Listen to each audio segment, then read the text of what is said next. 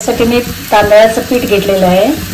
भिडाचा तवा आहे, त्या तव्यामध्ये मी पाणी घातले थंड आणि उकळलेलं पाणी मी पिठामध्ये घालणार आहे।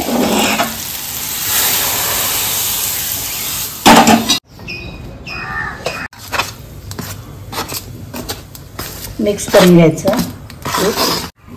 मी आता थंड पाणी घालून थोडं थोडं मळणार आहे पीठ। थोडं थोडं पाणी घालायचं आणि मळून घ्यायचं पीठ।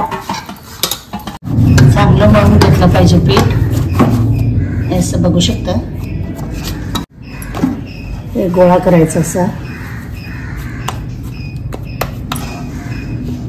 हे पोळपाट घेतलेलं आहे, थोडं सुकं पीठ घालायचं आणि वरती पीठ घालायचं।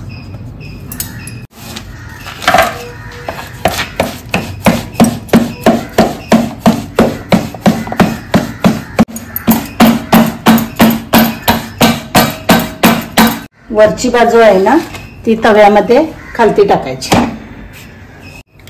आता आपण थंड पाणी लावून घेऊयात। लावलेलं पाणी थोडं सुकल्यानंतर परतून घ्यायचे आपण। ही खालची बाजू चांगली भाजल्यानंतर भाकरीला चांगला फुगा येतो।